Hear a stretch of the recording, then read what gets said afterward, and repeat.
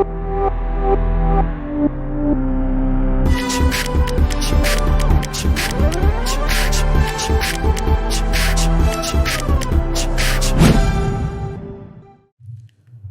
दोस्तों, अब इसके रिगार्डिंग कुछ क्वेश्चंस देखते हैं। ठीक है, वैल्यू पुटिंग वाले सवाल में करवा नहीं रहा हूं, वो तो हम लोग खुद कर सकते हैं। तो पहला क्वेश्चन जो इसके रिगार्डिंग है वो ध्यान दो। क्या बोला हुआ है? ये बोला है जो 28 ग्राम फॉस्फोरस, ठीक है, तो 28 ग्राम फॉस्फोरस को मैंने ऐड कर दिया 315 ग्राम CS2 में।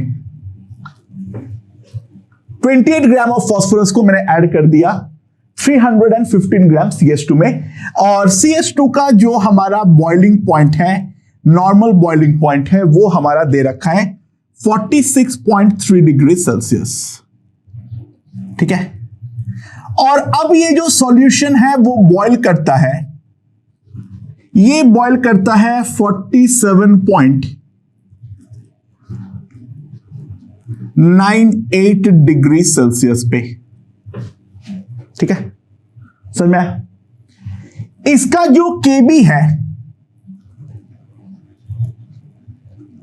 That is equals to 2.34 kelvin kg per mole. ठीक है, तो calculate the molecular formula, calculate the molecular formula of phosphorus. Phosphorus का मॉलिक्यूलर फॉर्मूला हमारा क्या होने वाला है, यह चीज हमें निकालनी है। तो किस तरीके से निकालेंगे? अच्छा, let molecular formula is px। ठीक है, जो हमारा मॉलिक्यूलर फॉर्मूला है फॉस्फोरस का वो मान लेता हूं px है। तो मॉलिक्यूलर वेट क्या है? फॉस्फोरस का एटॉमिक वेट 31 है, तो मॉलिक्यूलर वेट होगा 31x। तो मोल्स ऑफ फॉस्फोरस कितना आ जाएगा? 28/31x। सो 315 ग्राम जो हमारा सॉल्वेंट है उस पर 28/31x मोल्स सॉल्यूट है। तो सिंपल सी बात है, जो हमारा 1000 ग्राम सॉल्वेंट होगा इस पे 1000/315 इंटू 28/31x मोल सॉल्वेंट होगा, and this is equals to molality, that is molem। ठीक है, अच्छा, बट जो हमारा डेल्टा टीबी है that is equals to Kb into m। जो हमारा डेल्टा टीबी है वो है हमारा Kb into m। So delta TB हमारे पास कितना है? अगर हम कैलकुलेट करें 47.98 माइनस 46.3, 1.68। Kb हमारे पास कितना है? 2.34 इंटू m। तो मोलैलिटी m जो हमारे पास आ जाएगा दैट इज इक्वल्स टू 1.68/2.34। ये है हमारा मोलैलिटी। पर मोलैलिटी हम लोग यहां से ये निकाल रखे हैं, तो हमारे पास क्या आएगा? 1000/315 into 28/31x is equals to 1.68 by 2.34. ठीक है, तो अब हम लोग यहां से x क्या निकालेंगे, तो x मेरे पास क्या आ जाएगा, 31 by 28 into 1.68 by 2.34 into 300 and 1000, sorry उल्टा लिख दिया मैंने, कितना आ जाएगा, सॉरी 1000 by 315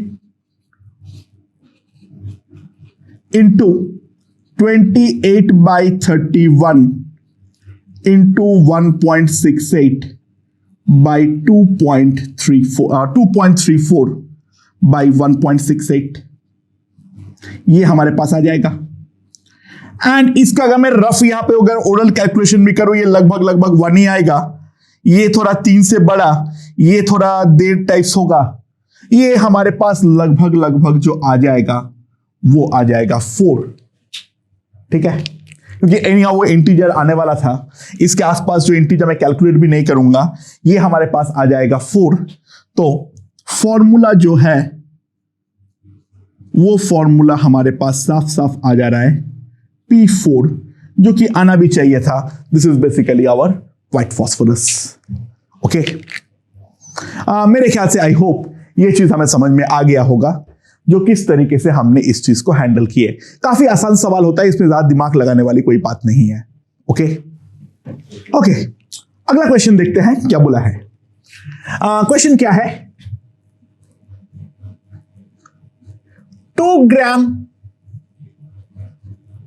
बेंजोइक एसिड है, 2 ग्राम हमारे पास बेंजोइक एसिड है, C6H5 COOH। ठीक है, इसको मैंने ऐड कर दिया 25 ग्राम बेंजीन में। Benzene is the solvent and benzoic acid is the solute. ठीक है, now benzoic acid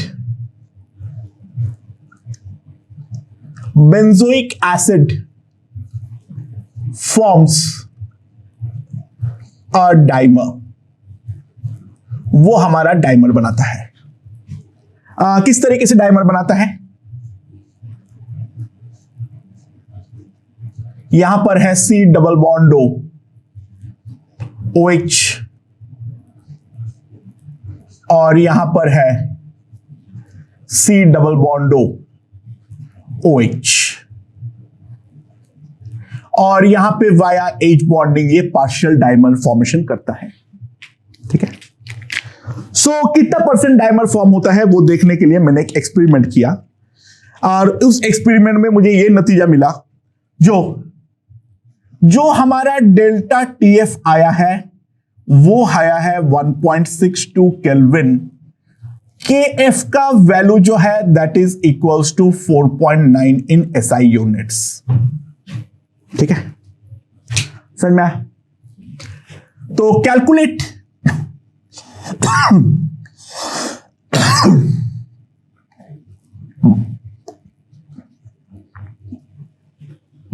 sorry percentage association of acid, calculate the percentage association of the acid. ठीक है, अच्छा बाय द वे रिएक्शन क्या हो रहा है, 2A in equilibrium gives A2, 2A in equilibrium gives us A2। ठीक है, अच्छा molecular weight of benzoic acid कितना है, molecular weight of benzoic acid, total carbon जो है वो है 7। ठीक है, 6 हाइड्रोजन है तो उसका 6 और ये that is equals to 122। Right, अच्छा तो moles of benzoic acid moles of benzoic acid जो मैंने डाला हूं वो है 2/122, right. So what is the expected molality? What is the expected molality? अगर मैं उस चीज पे ध्यान दूं तो सिंपल सी बात है, 25 ग्राम बेंजीन पे इतना मोल बेंजोइक एसिड मैंने डाला हूं तो 1000 ग्राम में जो आएगा एक्सपेक्टेड मोलैलिटी एमई जो होगा दैट विल बी 1000/25 इंटू 2/122, तो दैट इज इक्वल्स टू 80/122। ठीक है, समझ में आया? So this is the expected molality. अच्छा, जो हमारा एक्चुअल मोलैलिटी आया है वो कितना आया है? अगर हम लोग एक्चुअल मोलैलिटी कैलकुलेट करें, MA that is equals to 1.62/4.9, right? That is the actual molality जो हमारे पास आया है, राइट? और ये जो हमारा आया है वो किस कारण पे आया है? वो हमारा ये वाले एसोसिएशन के कारण हुआ है change. So 2A in equilibrium gives us A2। तो यहां पर अगर मान लो एक्चुअल मोलैलिटी जो एक्सपेक्टेड मोलैलिटी है वो एमी ये 0 है, एमी इंटू 1 माइनस अल्फा ये हो जाएगा एमी अल्फा/2। ठीक है, सो जो हमारा एक्चुअल मोलैलिटी आएगा इसका that is equals to M into 1 minus alpha plus M alpha, that is me into 1 minus alpha/2 and that is equals to ma, right? So now यहां से मैं क्या लिख सकता हूं? 80/122 into 1 minus alpha/2 that is equals to हमारे पास कितना आ जाएगा? 1.62/4.9। ये लगभग अगर हम देखें ये 1/3 है, ठीक है? और इसको भी अगर हम देखें ये जो है 80/122 इसको लगभग 120 मान लो तो 40 से काट दो तो 2/3 into 1 minus alpha is equals to 1/3. So 1 minus alpha/2 equals to 1/2. तो alpha/2 equals to half, यानी अल्फा जो आएगा that will be approximately 1। Exact calculation करने पे 98 टाइप्स आता है, मैंने एक बार किया था, ठीक है? 97 98 आता है एग्जैक्ट करने पर। Therefore मैं यहां से बोल सकता हूं almost 100% molecules form a dimer। तो extent of dimerization या फिर extent of association जो होगा that is approximately 100%। if you calculate it carefully it comes out to be approximately 97 to 98%। Okay दोस्तों, तो अगला क्वेश्चन देखते हैं क्या बोला है। Elements A and B, elements A and B forms two compounds। क्या क्या? AB2 and AB4। एलिमेंट्स ए और बी जो है उसको मैं दो कंपाउंड के अंदर घोलता हूं, वो है AB2 और दूसरा जो है वो है हमारा AB4। ठीक है, अच्छा पहले मैंने क्या किया, 1 ग्राम AB2 इसको अगर मैंने ऐड कर दिया 20 ग्राम बेंजीन में तो इसका जो डेल्टा TF है वो हुआ है 1.3 degree Celsius, sorry 2.3 degree celsius. ठीक है, और 1 ग्राम AB4 इसको अगर मैंने 20 ग्राम बेंजीन में डाल दिया तो इसका जो डेल्टा TF आया दैट इज 1.3 डिग्री सेल्सियस। ठीक है, अच्छा, KF of benzene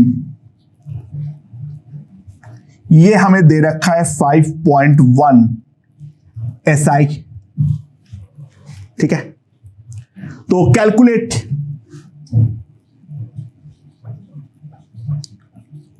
atomic masses of A and B। A और B का एटॉमिक मास कितना होगा? अच्छा, यहां पर ध्यान दो, मॉलिक्यूलर वेट ऑफ AB2 कितना होगा? A + 2B। और मॉलिक्यूलर वेट ऑफ AB4 कितना होगा? A + 4B। ये आएगा मेरे पास। AB2 का मॉलिक्यूलर वेट जो है वो है A + 2B, और जो AB4 का मॉलिक्यूलर वेट है वो है A + 4B। ठीक है, नाउ 1 ग्राम AB2 अगर 20 ग्राम बेंजीन में डाला, राइट, सो उस केस में मैं क्या बोल सकता हूं? तो मोलालिटी ऑफ AB2 कितना आएगा? 20 ग्राम में कितना मोल? 1/A + 2B। तो 1000 में कितना मोल? 50/A + 2B, and that is equals to 2.3 by 5.1। ये 2.3 डिग्री सेल्सियस का इंक्रीमेंट डिक्रीज हुआ है, right. On the other hand, molality of AB4 ये मेरे पास कितना आएगा? सिमिलर लॉजिक से A + 4B that is equals to 1.3 by 5.1। ठीक है, तो अब अगर मैं इन दोनों को डिवाइड करूं, तो इन दोनों को डिवाइड करने पर क्या आएगा मेरे पास? तो A + 4B upon A + 2B that is equals to 2.3 by 1.3। तो 13 into A + 4B is equals to 23 into A + 2B।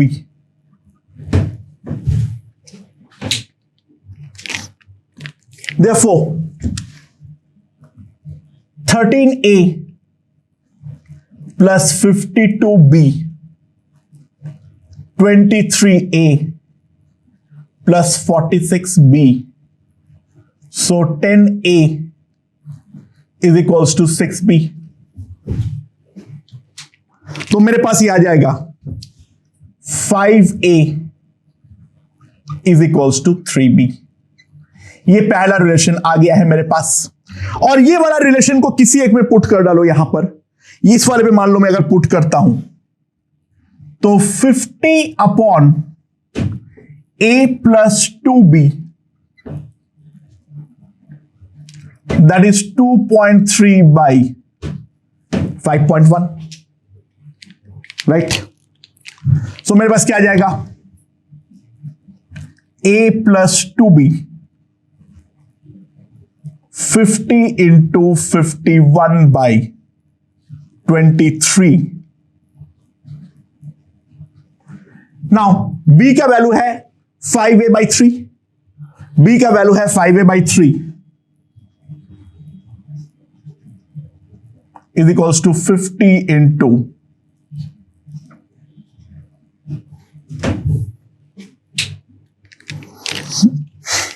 तो a का जो वैल्यू आएगा that is 3 into 50 into 51 by 23 into 13।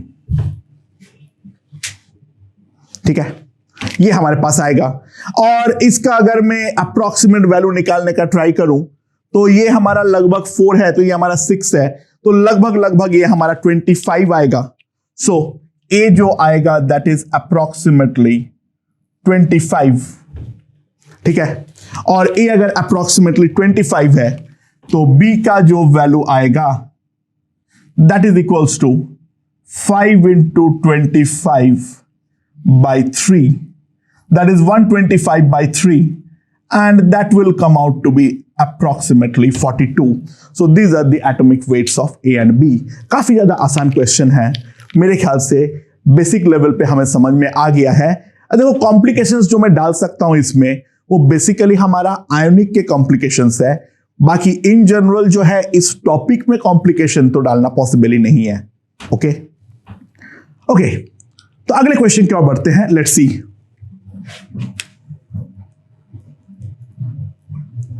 हमारे पास क्या है? हमारे पास है 0.1 molar solution of formic acid.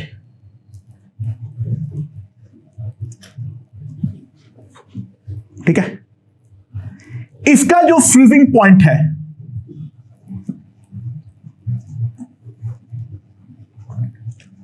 इसका जो फ्रीजिंग पॉइंट है that freezing point is equals to -0.204 degree celsius.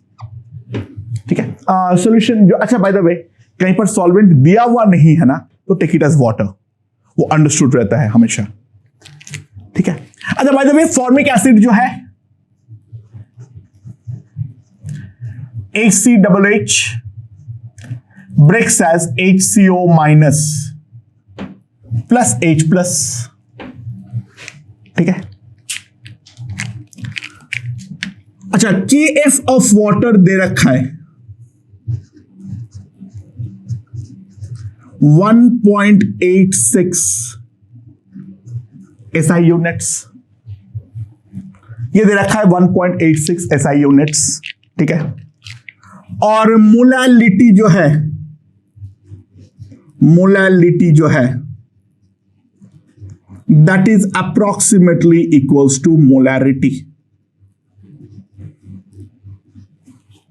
ठीक है, समझ में? तो सवाल ये है, कैलकुलेट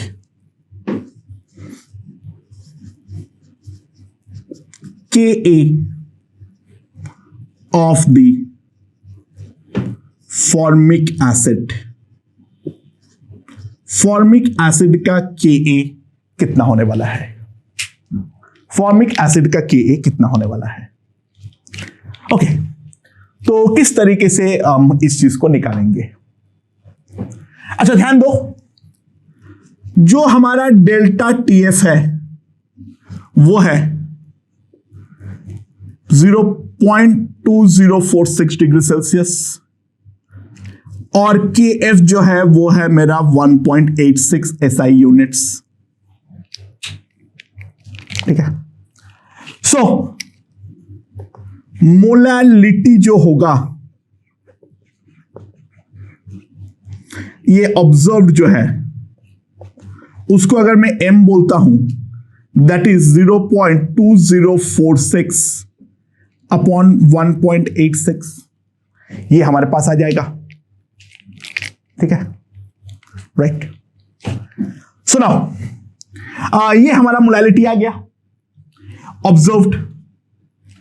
अच्छा, मोलालिटी जो हमारा एक्सपेक्टेड है वो कितना है? वो साफ साफ है 0.1, और दोनों में डिफरेंस आने का जो मेन कारण है वो एक ही है, वो है हमारा ये जो चीज है एसिड है वो हमारा थोड़ा बहुत डिसोशिएट कर रहा है। और किस तरीके से डिसोशिएट कर रहा है? ACOH plus HCO minus NH plus.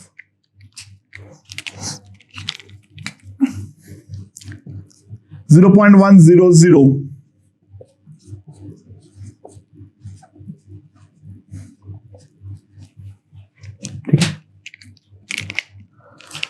तो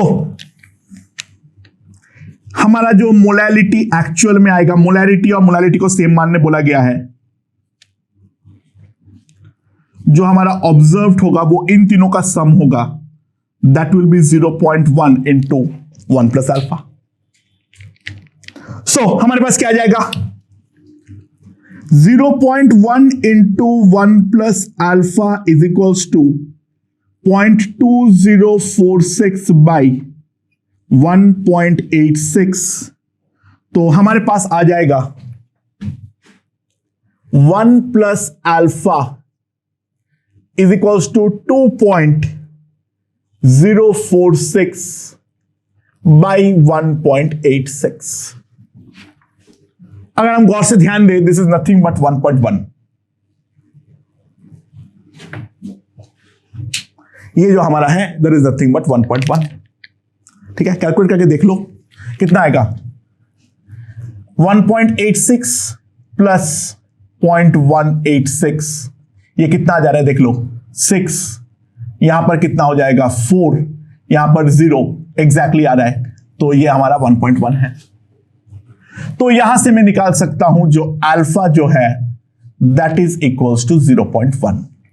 तो एसिड का जो हमारा डिग्री ऑफ डिसोसिएशन होगा that will be equals to 0.1 यानी 10%।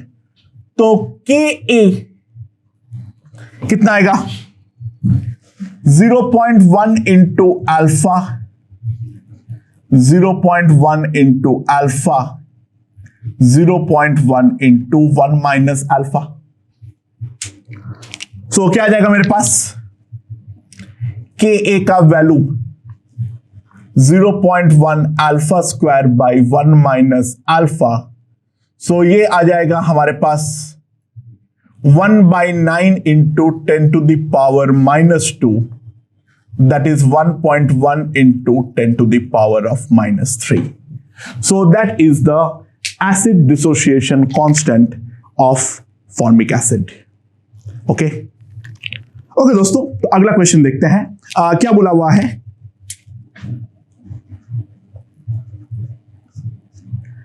A certain mass of substance, ठीक है, a certain mass of substance। अब यहां पर देखो, ध्यान दो, इसको मैं दो चीज में डिसॉल्व कर रहा हूं। पहले इसको मैं डिसॉल्व कर रहा हूं 100 ग्राम ऑफ बेंजीन में, और दूसरा मैं डिसॉल्व कर रहा हूं 100 ग्राम ऑफ वाटर में। ठीक है, अच्छा, बेंजीन का जो KF है, बेंजीन का जो हमारा KF है वो कितना है? 5.12 इन SI यूनिट्स, और वाटर का जो KF है that is 1.86 in the SI units. ठीक है, अच्छा, ये जो सब्सटेंस है वो बेंजीन में अनडिसोशिएटेड है, ठीक है, और वाटर में ये कंप्लीटली आयोनाइज्ड है। ये इंफॉर्मेशन हमारे पास है। अच्छा, बेंजीन वाले केस में जो हमारा डेल्टा TF है वो दे रखा है 1.28 डिग्री सेल्सियस, और वाटर के केस में जो हमारा डेल्टा TF है and that is given to be equals to 1.4 degree celsius. तो सवाल यह पूछा गया है, in how many ions, in how many ions the substance dissociate in water. Water में वो कितने आयंस में डिसोशिएट होता है, ये हमें पूछा गया है। तो वो हम किस तरीके से निकालेंगे? अच्छा, बेंजीन पे मोलैलिटी, बेंजीन पे जो हमारा सब्सटेंस का मोलैलिटी है, वो मोलैलिटी हमारे पास कितना है? ध्यान देना,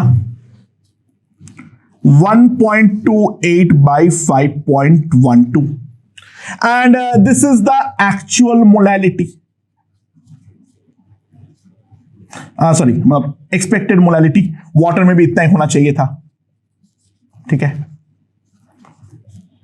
अरे बाय द वे, दोनों केस में बेंजीन और वाटर का मास सेम है, मैंने सेम अमाउंट डाला हूं, तो दोनों में जो एक्चुअल में मोलैलिटी आना चाहिए वो सेम आना चाहिए, प्रोवाइडेड वो आयंस में डिसोशिएट नहीं करता है, ठीक है। अच्छा, दिस वाज इन बेंजीन, और इन केस ऑफ वाटर जो हमारा मोलैलिटी है that is 1.4 by 1.86, this will be equals to Ma। Now let per molecule we get X ions in water।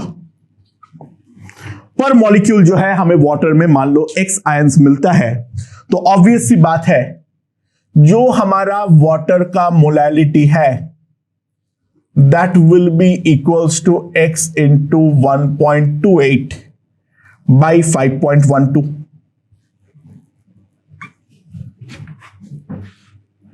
सो यहां से अगर मैं ध्यान दूं, x जो आएगा that will be 5.12 by 1.28 into 1.4 by 1.86। अच्छा, यहां पर अगर मैं ध्यान दूं, ये वाला क्वांटिटी हमारा कितना आएगा? इसको अप्रोक्सीमेटली 1.3 मानो, इसको अप्रोक्सीमेटली 5.2 मानो, तो ये हमारा अप्रोक्सीमेटली 4 है, और ये जो है वो है मान लो 2/9, ठीक है। ये जो होगा हमारे पास, सॉरी 2/9 7/9, तो 4 इंटू 7 जो होगा 28 होगा, 28/9 आएगा।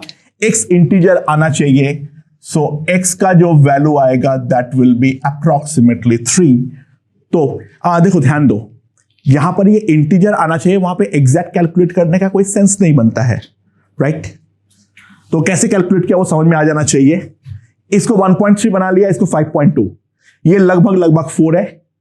ये जो है ये हमारा 7/9 आएगा, 4 इंटू 7 28/9, 28/9 जो है वो अप्रोक्सीमेटली 3 होगा, ठीक है। तो पर मॉलिक्यूल जो है वो वाटर में 3 आयंस में डिसोशिएट करता है। मेरे ख्याल से अगेन ये समझ में आ गया है। अब मैं इसमें आखिरी क्वेश्चन सॉल्व करता हूं, लेट्स सी क्या बोला हुआ है। ओके दोस्तों, अगला क्वेश्चन देखते हैं क्या बोला है।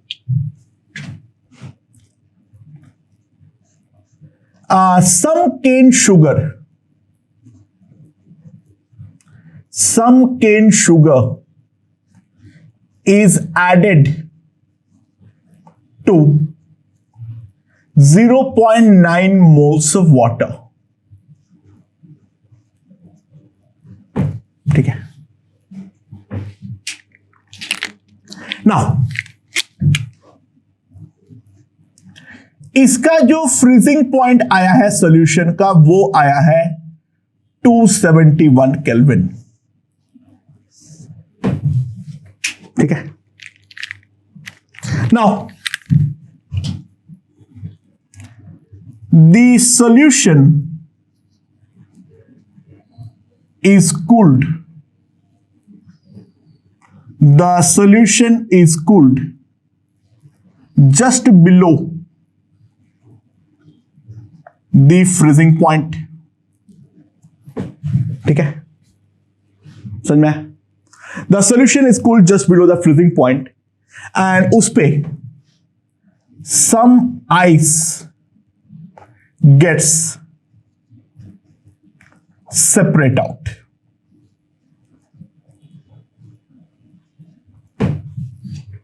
ध्यान देना, जब मैंने फ्रीजिंग पॉइंट के नीचे ठंडा करूंगा तो वो एक बार में पूरा जम नहीं जाएगा।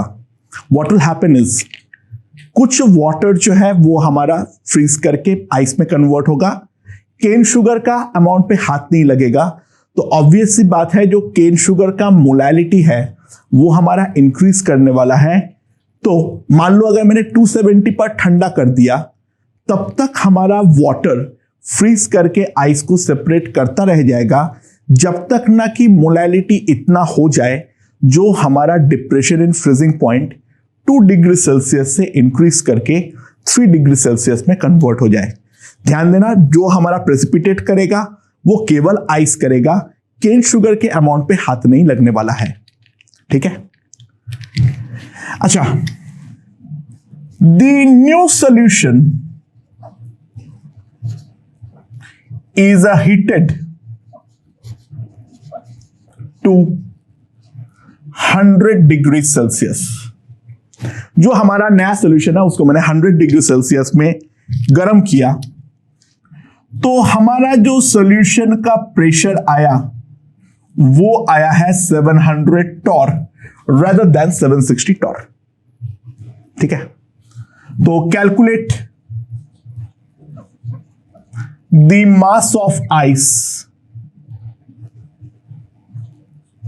separated। Calculate the mass of ice separated, जो हम लोग का फर्स्ट स्टेप में हुआ है, एंड दे रखा है डेल्टा H फ्यूजन जो है that is equals to 6 kilo joule.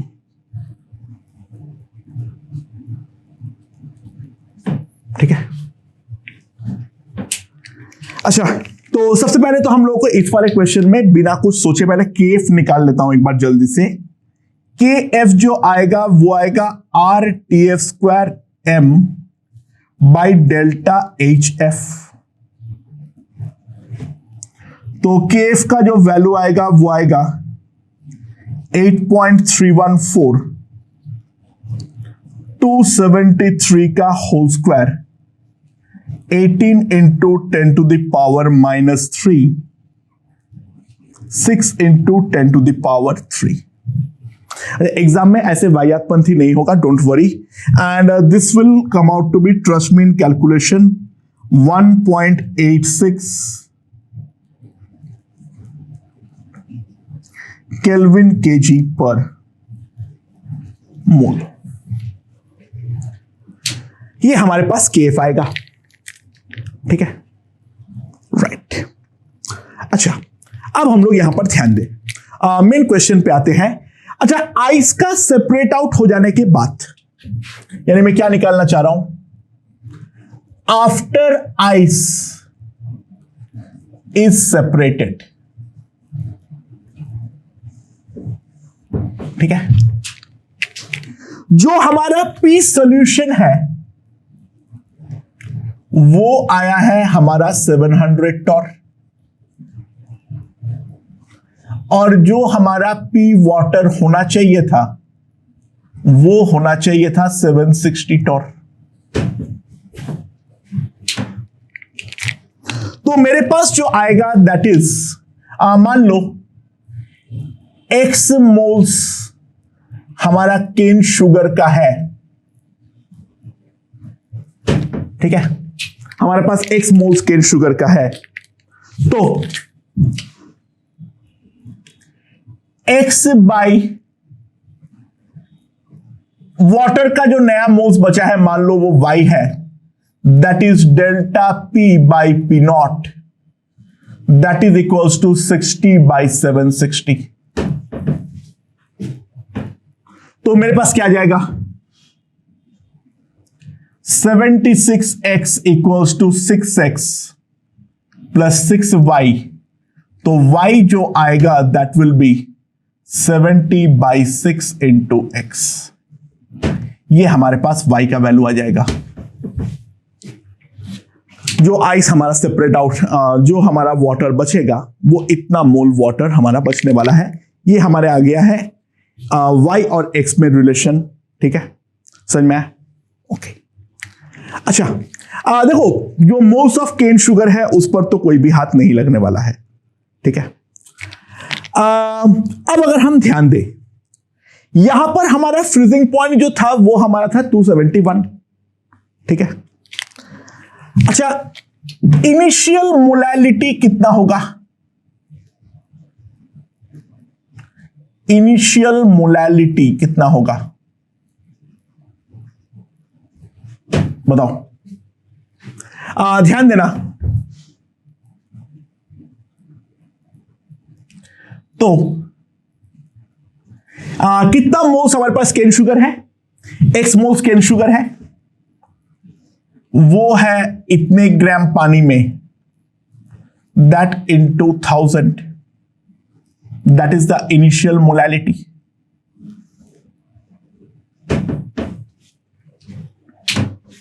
ठीक है, और ये मोलैलिटी के कारण जो हमारा फ्रीजिंग पॉइंट पे बदलाव हुआ है वो हमारा 2 डिग्री सेल्सियस का हुआ है। तो ऑब्वियस सी बात है that will be equals to 2 by 1.86। हम मैंने 0.9 मोल वाटर था तो इतना मास ऑफ वाटर था, तो इतना वाटर में इतना मोल, तो 1000 ग्राम में कितना मोल, वो हमारा इनिशियल मोलैलिटी होना चाहिए। तो वहां से मैंने निकाल दिया, तो मेरे पास x का जो वैल्यू आएगा into 10 to the power of -3। ठीक है, ये हमारे पास x आ जाएगा। ओके,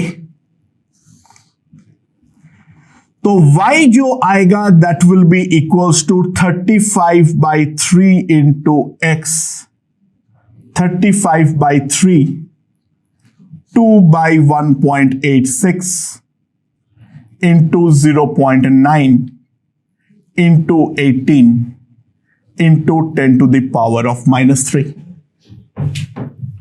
ये हमारे पास आ जाएगा, that will be the value of moles of y। तो ये हमारे पास फाइनल मोल्स ऑफ वाटर आने वाला है। अच्छा, इसको अगर मैं थोड़ा सा कैलकुलेट कर लूं तो कितना आएगा? 0.35 2 0.9 1.8 3 into 1.86, तो यहां पर हो जाएगा 0.6। ठीक है,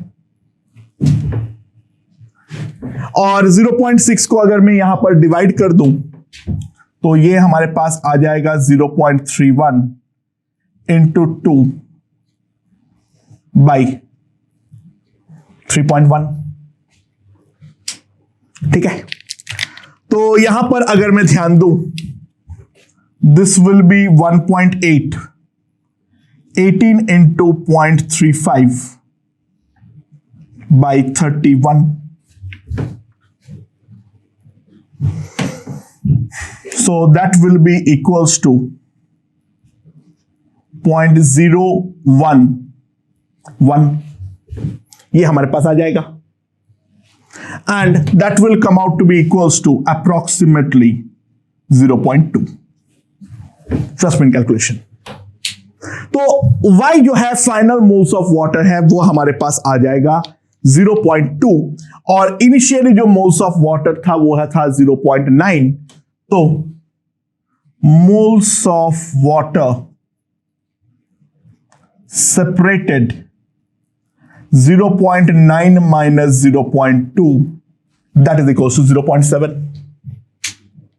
so mass of water जो होगा, mass of ice 0.7 into 18, that is 12.6 ग्राम। तो लगभग 12.6 ग्राम वाटर जो है वो हमारा सेपरेट होने वाला है in the form of ice, जब मैंने पहली बार ठंडा किया बिलो द फ्रीजिंग पॉइंट।